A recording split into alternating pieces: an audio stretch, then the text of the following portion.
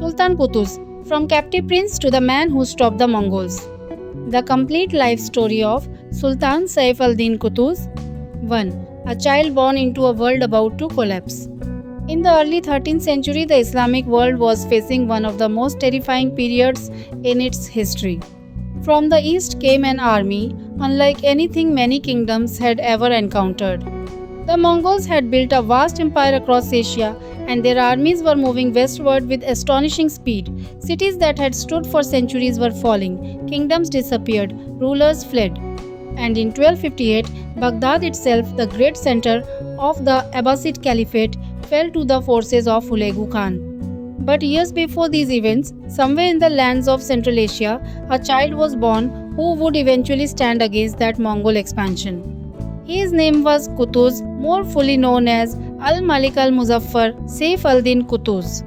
Some historical sources identify him with the Khwarezmian royal family and give his birth as around 1221. He is described as being connected to the Khwarezmian ruler Jalal al-Din Mangburni through his family. But the details of his earliest childhood are not preserved with complete certainty. What is much clearer is what happened next. The Mongol expansion destroyed the political world into which Qutuz had been born, and the young boy who might once have expected a life among princes was instead thrown into captivity. From prince to captive, the Khwarezmian state had fought desperately against the Mongols, but eventually its resistance collapsed. Qutuz was captured during the turmoil surrounding the destruction of the Khwarezmian realm and was taken into slavery. Imagine the transformation. A child connected to a ruling dynasty suddenly had no kingdom, no army, no throne, no protection. He was taken away from the world he knew and transported toward the markets of the Middle East. According to historical accounts, he was eventually brought to Damascus and sold before making his way into Egypt, where he entered the Mamluk world. The word Mamluk referred to military slaves who were trained to become elite soldiers. For Qutuz, this terrible change would eventually become the beginning of an extraordinary transformation. He had lost his freedom, but he had entered a system that could turn a captive boy into a warrior. The Mamluk School of War. In Egypt, Qutuz became associated with the Mamluk elite and eventually came under the influence of Izz al-Din Aibak, who would rise to become the first great ruler of the Mamluk Sultanate. Qutuz received military training and learned the skills expected of an elite Mamluk warrior. He learned horsemanship. He trained with weapons. He learned battlefield discipline. And he became familiar with the politics of the Egyptian court. Some accounts also describe his education in Arabic and Islamic learning alongside his military training. This combination was important. A Mamluk commander did not merely need to swing a sword. He needed discipline. He needed political intelligence. He needed to understand rival commanders. And above all, he needed to survive. Qutuz learned all of these lessons. But his greatest test was still ahead. Egypt faces the Crusaders. By the middle of the 13th century, Egypt was not only threatened from the east. The Crusaders were also fighting to expand their influence in the region. In 1249, the Seventh Crusade under King Louis IX of France invaded Egypt. The campaign became a major test for the Mamluks. Qutuz was among the Mamluk commanders involved in the struggle. The Crusaders initially achieved important successes, but the campaign eventually collapsed. Louis IX was captured in 1250, and the Crusader threat to Egypt was pushed back. For Qutuz, these years were important because they gave him real battlefield experience. He was no longer simply a former captive, trying to survive. He was becoming a serious military figure, and the political world around him was changing rapidly. The Mamluk state enters a dangerous age. The Mamluk state was born through political violence and rivalry. Sultans rose and fell. Military commanders competed for power, and Qutuz gradually became one of the most influential men in Egypt. By 1253, he had become deputy sultan under Aibak. When Aibak was assassinated in 1257, the political situation became even more unstable. Qutuz remained a powerful figure and helped navigate the struggle surrounding Aibak's successor, the young Sultan al-Mansur Ali. At this stage, Qutuz could not have known that his greatest challenge would soon arrive from the east. The Mongols were coming, and this time they were not coming merely for another kingdom. They were coming toward Egypt. The Mongol storm. The Mongol advance was terrifying. Under Hulegu Khan, grandson of Genghis Khan, Mongol armies moved into the heart of the Middle East. In 1258, Baghdad fell. The Abbasid Caliphate was destroyed there, and the Mongol conquest sent shockwaves throughout the Muslim world. Then came Syria. Aleppo fell in January 1260 after a siege. Damascus soon surrendered. Mongol forces pushed southward toward Palestine.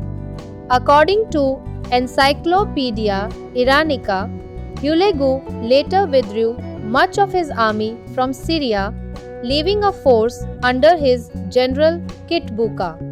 The reasons for Hulegu's withdrawal are debated, including political developments within the Mongol Empire and logistical considerations. For Egypt, this was a moment of extreme danger. The great cities of the region had fallen. Baghdad had fallen. Aleppo had fallen. Damascus had fallen. Now Egypt appeared to be next. Qutuz takes power. In November 1259, Qutuz took control of Egypt and became Sultan. His official reign would last less than 1 year, but those few months would become one of the most important periods in medieval Islamic history. Qutuz understood the situation immediately. Egypt could not simply wait behind its walls. If the Mongols reached Egypt with their full strength, the consequences could be catastrophic. So, Qutuz began preparing for war. He needed soldiers, he needed money, he needed unity among the Mamluk commanders, and he needed time. Then a message arrived. The Mongol ultimatum. Hulegu sent envoys to Cairo. The message was not a friendly diplomatic request. It was a demand for submission. The Mongols had already conquered enormous territories. Their reputation for destruction was legendary. They expected Egypt to surrender. But Qutuz made a decision that would define his place in history. He refused. Historical accounts describe him ordering the Mongol envoys to be executed and their heads displayed at Cairo's Bab Zuwela gate. It was an extraordinary act of defiance. Qutuz was not pretending that the Mongols were weak. He knew exactly what had happened to Baghdad. He knew what had happened to Syria. He knew the army approaching Egypt was dangerous. But he also knew something else. If Egypt surrendered without fighting, there might be nowhere left to retreat. So Qutuz chose war. The enemy becomes an unexpected ally. There was another problem. Qutuz had powerful rivals among the Mamluks. One of the most important was Bebars, a brilliant military commander. Baybars and Qutuz had not always been allies. But the Mongol threat changed everything. The survival of Egypt became more important than their personal rivalry. Baybars joined Qutuz's campaign. This alliance would prove decisive. Qutuz was the Sultan. Baybars was one of his most capable commanders.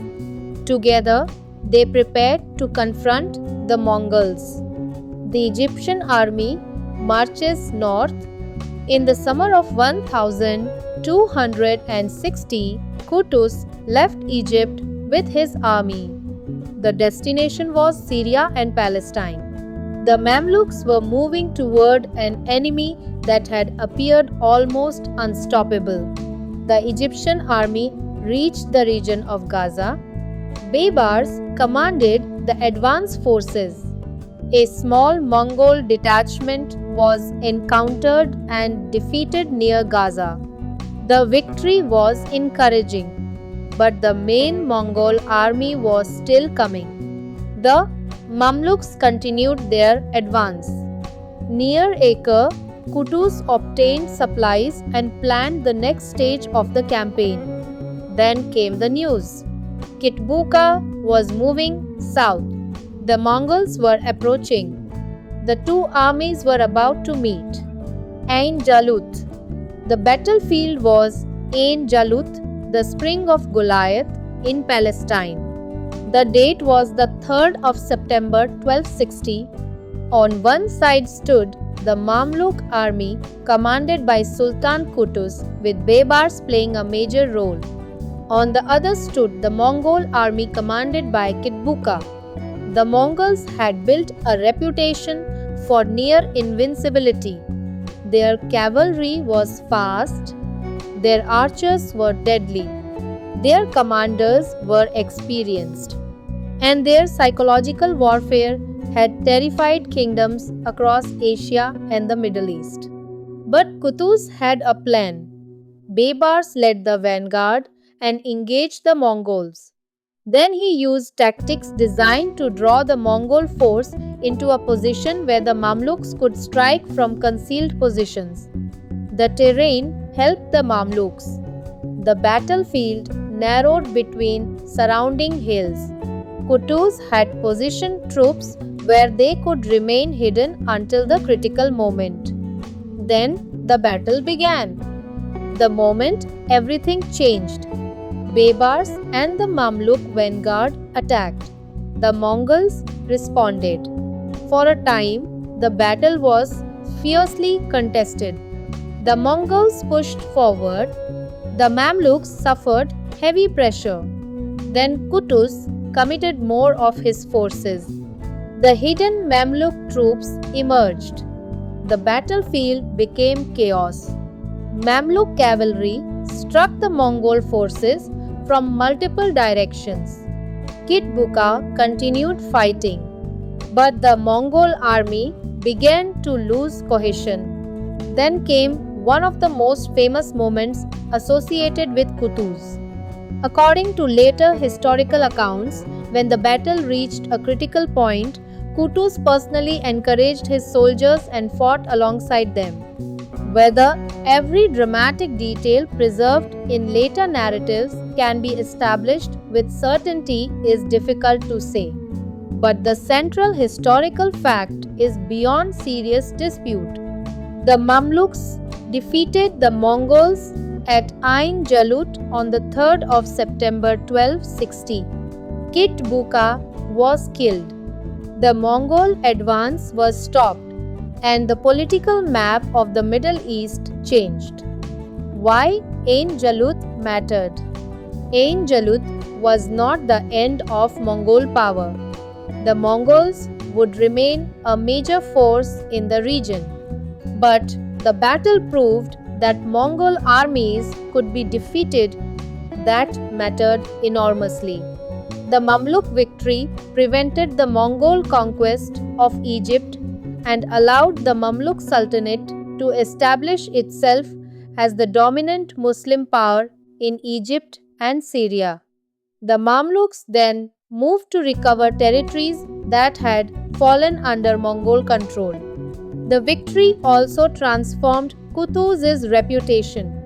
Only months earlier, he had been a ruler struggling to secure his throne. Now he was the Sultan who had stood against the Mongol advance. But Qutuz's greatest victory would also become the beginning of his final chapter. The victorious Sultan returns. After Ain Jalut, Qutuz entered Damascus in triumph.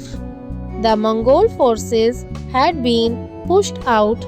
The Mamluks had gained control over large parts of Syria. Qutuz appointed officials to administer the recovered territories and began the journey back toward Egypt. Imagine the scene. The Sultan, who had marched north expecting the survival of Egypt itself to be at stake, was now returning victorious. The capital awaited him. His army had defeated one of the most feared military powers of the age. But political victory is often more dangerous than battlefield victory. Qutuz had won the war. Now he faced his own commanders. The rift with Baybars. Baybars had played an important role in the campaign. He was a brilliant commander and expected a reward. According to historical accounts, Qutuz did not give Baybars the position he expected, particularly the governorship of Aleppo. This deepened tensions between the two men. A group of Mamluk commanders became involved in a conspiracy against Qutuz. The sources differ in details about exactly how the assassination unfolded and about the precise motivations of the conspirators. But the broad historical picture is clear. Qutuz never reached Cairo as the victorious Sultan. The assassination on the return journey, Qutuz stopped in the area of Salihia in Egypt. He went hunting, and there, according to the medieval accounts, the conspiracy was carried out. Qutuz was attacked and killed. The man who had stopped the Mongol advance survived his greatest military challenge by only a few weeks. His reign had lasted less than a year. His final journey toward Cairo ended not with another triumphal entrance but with assassination. Baybars would soon become Sultan, and the man who had once fought beside Qutuz would become one of the most powerful rulers of the Mamluk age. The strange fate of Sultan Qutuz. There is something extraordinary about Qutuz's story. He did not rule for decades. He did not build a gigantic empire. He did not spend his entire life sitting on a throne. His reign was extremely short, yet one battle made his name permanent. He had begun life amid the collapse of the Khwarezmian world. He had experienced captivity. He had entered the Mamluk military system. He had risen through Egypt's dangerous political world. He became Sultan during perhaps the greatest crisis of his lifetime. And then, when the Mongols demanded submission, he chose resistance. At Ain Jalut, his forces stopped the Mongol advance into Egypt. That is why Qutuz remains an important figure in medieval Islamic history. But Qutuz was not alone. It is important not to turn history into the story of one man defeating an entire empire by himself. Ain Jalut was a Mamluk victory, and Qutuz relied upon experienced commanders and soldiers. Baybars was particularly important in the battle. The Mamluk army had highly trained cavalry and experienced officers. The Mongol army itself had also been affected by circumstances surrounding Hulagu's withdrawal from Syria, leaving Kitbuqa with a smaller force than the larger Mongol armies that had previously conquered Baghdad and Syria. So, Qutuz's achievement should be understood correctly. He was the Sultan who made the decision to confront the Mongols, organized the Egyptian response, united competing Mamluk forces when necessary, and led the campaign that culminated in Ain Jalut. It was a collective military achievement, but Qutuz stood at its center. The legacy of the man who stopped the Mongols. After Qutuz's death, Baybars became Sultan. Under Baybars, the Mamluk Sultanate became even stronger. The Mamluks continued their struggle against the Mongols and expanded their control across Egypt and Syria. But the foundation had already been strengthened at Ain Jalut. The battle demonstrated that the Mongol military machine was not invincible. It gave the Mamluks confidence. It protected Egypt from conquest. And it established the Mamluk Sultanate as a major power in the Middle East. Modern historical scholarship also emphasizes that Ain Jalut did not completely end Mongol intervention in Syria. Rather, its enormous significance was that it blocked the Mongol advance into Egypt and altered the balance of power in the region. The final lesson of Qutuz. Perhaps the most powerful part of Qutuz's story is not the battlefield, it is the transformation. A child associated with a royal family became a captive became a slave became a trained warrior, a warrior became a commander became Sultan, and the Sultan stood before the greatest military threat of his generation. He could have surrendered, he could have waited, he could have tried to negotiate his way out. Instead, he marched north. At Ain Jalut, the Mamluks met the Mongols and history changed. But Qutuz's own story ended almost immediately afterward. He won the battle. He saved his kingdom from the immediate Mongol threat. He returned victorious.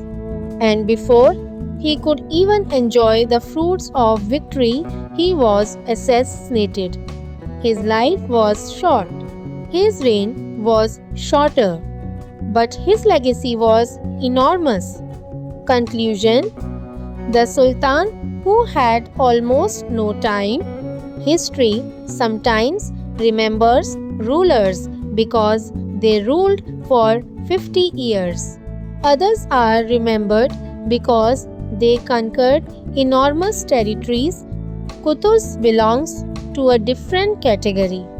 He is remembered because at one of history's most dangerous moments, he made the decision to fight.